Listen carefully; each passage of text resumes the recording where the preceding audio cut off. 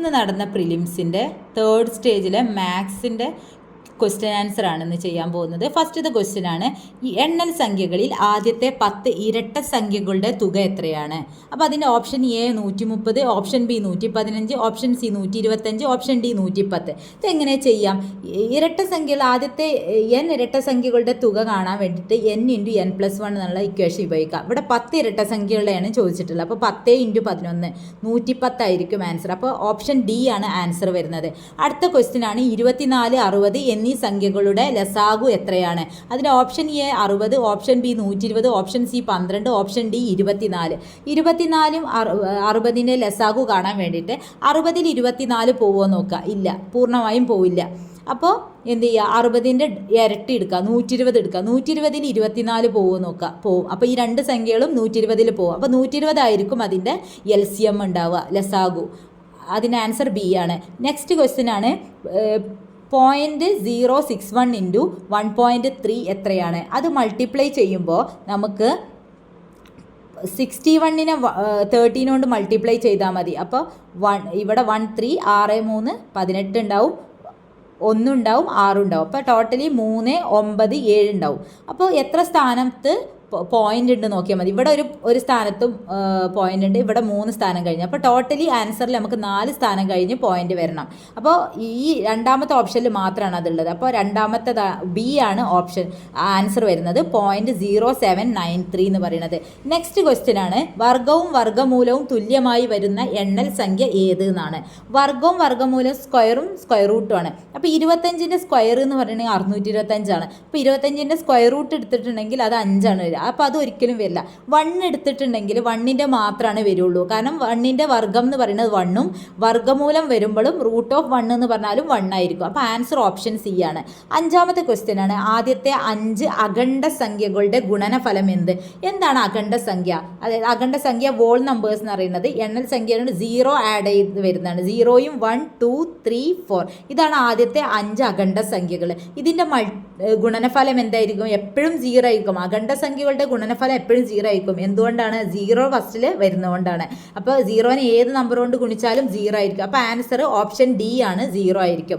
അടുത്ത ക്വസ്റ്റ്യൻ ആണ്, ഒരു കാറ് 2 മണിക്കൂർ കൊണ്ട് 120 കിലോമീറ്റർ സഞ്ചരിച്ചാൽ അതിൻ്റെ വേഗത എത്രയാണ്? വേഗത കാണാൻ വേണ്ടിയിട്ട് നമുക്ക് ദൂരം ബൈ സമയം എന്നുള്ള ഇക്വേഷൻ യൂസ് ചെയ്യാൻ പറ്റും. അപ്പോൾ 120 ആണ് ഇവിടെ ദൂരം വരുന്നത്, ഡിവൈഡഡ് ബൈ 2 ആണ് സമയം വരുന്നത്, 2 മണിക്കൂർ. അപ്പോൾ ഇതിനെ ക്യാൻസൽ ചെയ്താൽ 60 കിട്ടും, 60 km/h. അതിൻ്റെ ആൻസർ ഓപ്ഷൻ സി ആണ്, 60 km/h. പിന്നെ അടുത്ത ക്വസ്റ്റ്യൻ, ഏഴാമത്തെ ക്വസ്റ്റ്യൻ ആണ്, 500 രൂപക്ക് വാങ്ങിയ ഒരു സാധനം 550 രൂപയ്ക്ക് വിറ്റാൽ ലാഭശതമാനം എത്രയാണ്? അപ്പോൾ 500ന് വാങ്ങിയ സാധനം കോസ്റ്റ് പ്രൈസ് ആണ് 500 എന്ന് പറയുന്നത്, 550നാണ് ഇത് സെല്ല് ചെയ്തിട്ടുള്ളത്, സെല്ലിംഗ് പ്രൈസ് ആണ് 550. ഇതിൻ്റെ ഡിഫറൻസ് എത്രയാണ്? 50. ഇപ്പോൾ കോസ്റ്റ് പ്രൈസിലാണ് നോക്കേണ്ടത്. 50 500ൻ്റെ എത്ര ശതമാനമാണ് നോക്കിയാൽ മതി. അപ്പോൾ 50 10% കിട്ടും. അപ്പോൾ ആൻസർ വരുന്നത് ഓപ്ഷൻ ഡി ആയിരിക്കും, 10. എട്ടാമത്തെ ക്വസ്റ്റ്യൻ ആണ്, 2/7ൻ്റെയും 1/4ൻ്റെയും തുക എത്ര? ഇപ്പോൾ 2/7 + 1/4 = 2 4 8 വരും. ക്രോസ് ചെയ്യുക. പിന്നെ 1 7 7 7 4 28 ഇത് തമ്മിൽ ഗുണിക്കുക താഴെ. അപ്പോൾ മുകളിൽ 15 താഴെ 28 വരും. അത് ആൻസർ വരുന്നത് ഓപ്ഷൻ എ ആയിരിക്കും, 15/28. ഇനി 9ാമത്തെ ക്വസ്റ്റ്യൻ നോക്കാം. 4 വ്യക്തികളുടെ ശരാശരി പ്രായം 40 ആണ്. പുതിയ ഒരാൾ കൂടി വന്നപ്പോൾ ശരാശരി പ്രായം 45ആയി വർദ്ധിച്ചു എങ്കിൽ പുതിയതായി വന്നയാളുടെ പ്രായം എത്രയാണ്? അതിൻ്റെ option A 45, option B 50, option C 65, option D 60 തന്നിട്ടുണ്ട്. അപ്പോൾ ഇതെങ്ങനെയാണ് കാണുക? 4 ആളുടെ ശരാശരി പ്രായം 40 ആണ്. ഒരാൾ കൂടി വന്നപ്പോൾ എത്രയായി? 5 പേരായി. അപ്പോൾ അവരുടെ ശരാശരി എന്ത് ചെയ്തു? 45ആയി. ഇവിടെ അപ്പോൾ എത്ര കൂടി? 5 ആണ് ഇവിടെ കൂടിയത്. ആ 5നെ ഈ 5 കൊണ്ട് മൾട്ടിപ്ലൈ ചെയ്യുക. 5 × 5 25. അത് ഇതിനോട് കൂടിയിട്ട് ആഡ് ചെയ്യുക. അപ്പോൾ 65 കിട്ടി. അപ്പോൾ ആൻസർ ഓപ്ഷൻ സി ആയിരിക്കും, 65 ആണ്. അല്ലെങ്കിൽ എന്ത് ചെയ്യുക? ഈ 4നെ ഈ 5 കൊണ്ട് മൾട്ടിപ്ലൈ ചെയ്യുക. അപ്പോൾ 20 കിട്ടി. അത് ഇതിനോട് ആഡ് ചെയ്താൽ മതി. അപ്പോഴും കിട്ടും, 65 കിട്ടും. നെക്സ്റ്റ് ക്വസ്റ്റ്യൻ, 10ാമത്തെ ക്വസ്റ്റ്യൻ ആണ്, 60നും 70നും ഇടയിലുള്ള അഭാജ്യ സംഖ്യകളുടെ തുക എത്രയാണ്? എന്താണ് അഭാജ്യ സംഖ്യ? ആ സംഖ്യ കൊണ്ടും 1 കൊണ്ടും മാത്രം ഡിവൈഡ് ചെയ്യാൻ പറ്റുന്ന സംഖ്യയാണ് അഭാജ്യ സംഖ്യ എന്ന് പറയുക. അപ്പോൾ 60നും 70നും ഇടയിൽ 61 വരുന്നുണ്ട്, 67 വരുന്നുണ്ട്. അപ്പോൾ ഇതിൻ്റെ രണ്ടും കൂടെ ആഡ് ചെയ്യുമ്പോൾ 128 കിട്ടും. ആൻസർ ഓപ്ഷൻ ഡി ആണ് 128. 11ാമത്തെ ക്വസ്റ്റ്യൻ ആണ് 2, 6, 12, 20, 30 ഡാഷ് എന്ന ശ്രേണിയിലെ അടുത്ത പദം എത്രയാണ്? അതിൻ്റെ ഓപ്ഷൻസ് 38, 42, 44, 40 തന്നിട്ടുണ്ട്. ഇത് നോക്കുക, 2ഉം 6ൻ്റെ ഇടയിൽ ഗ്യാപ്പ് 4ആണ്. 6ൻ്റെ 12ൻ്റെ ഇടയിൽ വരുന്നത് എത്രയാണ്? അതിൻ്റെ ഡിഫറൻസ് 6 ആയിരിക്കും. 12ൻ്റെ 20ൻ്റെ ഡിഫറൻസ് 8 ആണ്. 20ൻ്റെയും 30ൻ്റെ ഇടയിൽ 10 വരുന്നുണ്ട്. അപ്പോൾ 4, 6, 8, 10. അടുത്ത് എന്ത് വരണം? 12 വരണം. 12 വരണമെങ്കിൽ ഇവിടെ എത്ര വേണം? 42 ആയിരിക്കും അതിൻ്റെ ആൻസർ വരുന്നത്. അടുത്ത ക്വസ്റ്റ്യൻ ആണ്, ഒരു സംഖ്യയുടെ 2/3 ഭാഗം 80 ആണെങ്കിൽ സംഖ്യ ഏത്? 2/3ൽ 2 ഭാഗം 80 ആണെങ്കിൽ ഒരു ഭാഗം എത്രയായിരിക്കും? 40 ആയിരിക്കും. അപ്പോൾ ആ ഒരു ഭാഗം കൂടി ആഡ് ചെയ്യുമ്പോഴാണ് നമുക്ക് 3/3, അതായത് ആ സംഖ്യ കിട്ടുന്നത്, പൂർണ്ണമായിട്ടുള്ള സംഖ്യ. അപ്പോൾ 120 ആയിരിക്കും ആൻസർ. അപ്പോൾ 80നോട് കൂടി ഒരു ഭാഗം കൂടെ ആഡ് ചെയ്താൽ മതി. അപ്പോൾ 120 ആയിരിക്കും അതിൻ്റെ ആൻസർ വരിക. ഇനി അടുത്ത ക്വസ്റ്റ്യൻ ആണ്, 13ാമത്തെ ക്വസ്റ്റ്യൻ ആണ്, 15 × 6 + 120 ഡിവൈഡഡ് ബൈ 4 - 50. അപ്പോൾ ഇങ്ങനെ ഒരു ക്വസ്റ്റ്യൻ വരുന്ന സമയത്ത് ഫസ്റ്റ് എന്ത് ചെയ്യണം? ബോർഡ് മാസ് റൂളാണ് ഇവിടെ ചെയ്യേണ്ടത്. ഫസ്റ്റ് എന്ത് ചെയ്യണം? ഇവിടെ ഡിവിഷൻ ആണ് ചെയ്യേണ്ടത്. അപ്പോൾ 120/4 എന്ന് പറയുമ്പോൾ 30 ആയിരിക്കും വരിക.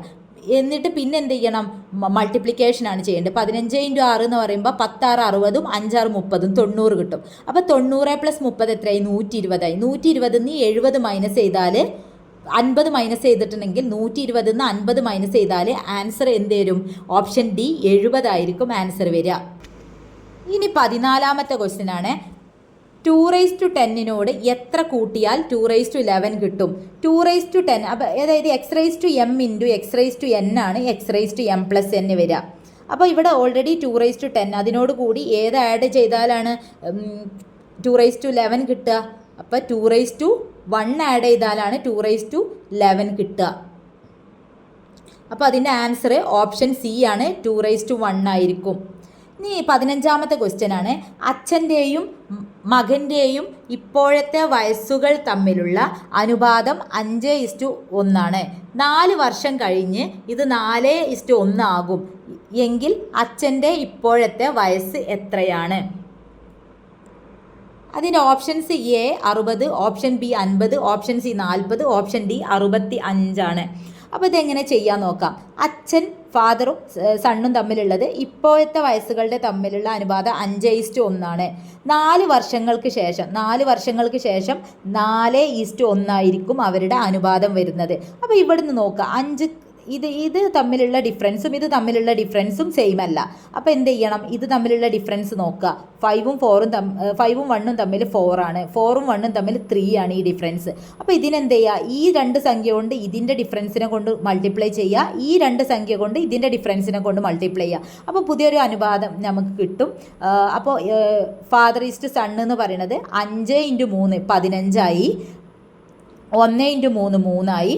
പിന്നെ ഇതെന്ത് ചെയ്യും? 4 വർഷത്തിന് ശേഷം ആകുമ്പോൾ 4 × 4 16 ആയി. 1 × 4 4 ആയി. അപ്പോൾ ഇത് തമ്മിൽ നോക്ക്, 15 16 1 അത് തമ്മിലുള്ള ഡിഫറൻസ്. ഇത് തമ്മിലും 1 ആയി. അപ്പോൾ ആ ഒരു യൂണിറ്റ് എന്ന് പറയുന്നതാണ്, ഒരു യൂണിറ്റാണ് ഇവിടെ ഈ 4 വർഷം എന്ന് പറയുന്നത്. അപ്പോൾ ഇവിടെ ഇപ്പോൾ എത്രയാ? അച്ഛൻ്റെ ഇപ്പോഴത്തെ വയസ്സല്ലേ ചോദിച്ചിട്ടുള്ളത്. ഇപ്പോഴത്തെ വയസ്സ് 15, ഇവിടുത്തത് 15 ആണ്. 15 യൂണിറ്റ് ആണ്. അപ്പോൾ 15 × 4 എന്ന് പറയുമ്പോൾ 60 ആയിരിക്കും. അപ്പോൾ ഓപ്ഷൻ എ ആണ് ആൻസർ വരുന്നത്. ഇനി 16ാമത്തെ ക്വസ്റ്റ്യൻ ആണ്, താഴെ തന്നിരിക്കുന്നവയിൽ ഒറ്റയാനെ കണ്ടെത്തുക. അത് 25, 9, 16, 42, 49, 64 തന്നിട്ടുണ്ട്. അപ്പോൾ അതിൽ ഓപ്ഷൻസ് തന്നിട്ടുള്ള 25, 9, 42, 49. ഇതിൽ ഒറ്റയാൻ വരുന്നത് 42, ഓപ്ഷൻ സി 42 ആണ്. ബാക്കിയെല്ലാം സ്ക്വയറുകളാണ്. അത് 5ൻ്റെ സ്ക്വയറാണ് 25, 9 എന്ന് പറയുന്നത് 3ൻ്റെ സ്ക്വയറാണ്, 49 എന്ന് പറയുന്നത് 7ൻ്റെ സ്ക്വയറാണ്. ഇത് ഒരു സ്ക്വയർ വരാത്ത സംഖ്യയാണ്. അപ്പോൾ 42 ആണ് ഇതിൽ ഓഡ് 1 ആയിട്ടുള്ളത്. പിന്നെ 17ാമത്തെ ക്വസ്റ്റ്യൻ ആണ്, ഒരു വാച്ച് 20% നഷ്ടത്തിൽ 400 രൂപയ്ക്ക് വിറ്റു, എന്നാൽ വാങ്ങിയ വില എത്രയാണ്?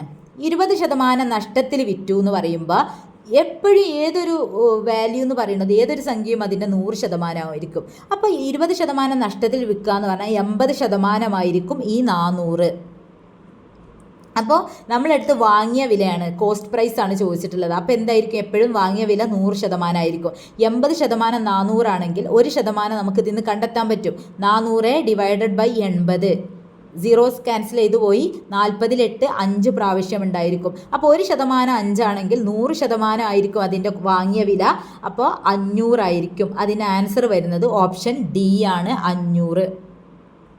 ഇനി നെക്സ്റ്റ് ക്വസ്റ്റ്യൻ ആണ് 8, 11, 14, 17, 20 എന്ന സമാന്തര ശ്രേണിയിലെ ആദ്യത്തെ 20 പദങ്ങളുടെ തുക എത്രയാണ്? Option A 800, option B 710, option C 730, option D 700 ആണ് വരുന്നത്. ഇതെങ്ങനെയാണ് സമാന്തര ശ്രേണിയിലെ പദങ്ങളുടെ n പദങ്ങളുടെ തുക കാണാൻ വേണ്ടി, ആദ്യത്തെ n പദങ്ങളുടെ തുക കാണാൻ വേണ്ടിയിട്ട് n/2 into 2a + n-1 into D എന്ന് എഴുതാൻ പറ്റും. അപ്പം ഇതിൽ എന്താണ് n എന്ന് പറയുന്നത്? എത്ര പദങ്ങളാണ്, പദങ്ങളുടെ എണ്ണമാണ്. എ എന്ന് പറയുന്നത് ഫസ്റ്റ് പദമാണ്, ഇതിൽ a 8 ആണ്.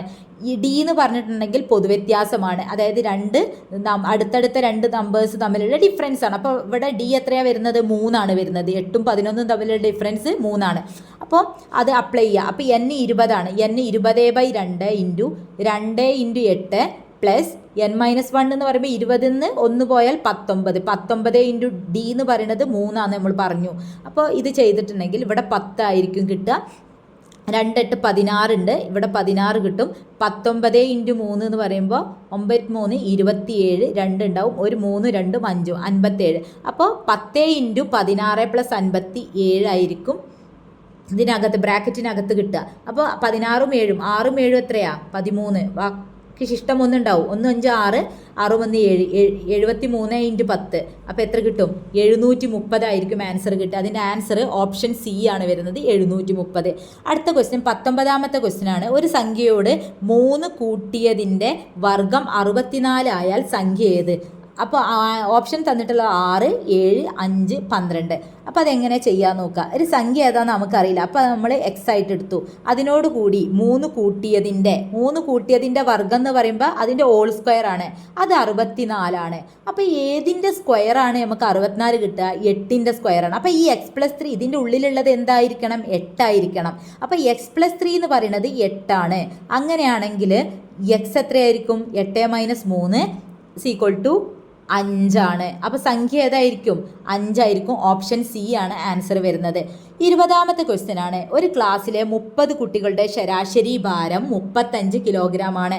ടീച്ചറെയും ഉൾപ്പെടുത്തിയപ്പോൾ ശരാശരി ഭാരം 36 കിലോഗ്രാം ആയാൽ ടീച്ചറുടെ ഭാരം എത്രയാണ്? Option A 50, option B 60, option C 66, option D 45. ഇതെങ്ങനെ ചെയ്യാം? 30 കുട്ടികളുടെ ശരാശരി 35 കിലോഗ്രാമാണ്. ടീച്ചർ ഉൾപ്പെട്ടു. അപ്പോൾ എത്ര പേരായി? 31 പേരായി. അവരുടെ ശരാശരി ഭാരം എത്രയായി? 36 ആയി. അപ്പോൾ ഇവിടെ എത്രയാണ് ഇൻക്രിമെൻറ്റ് വന്നിട്ടുള്ളത്?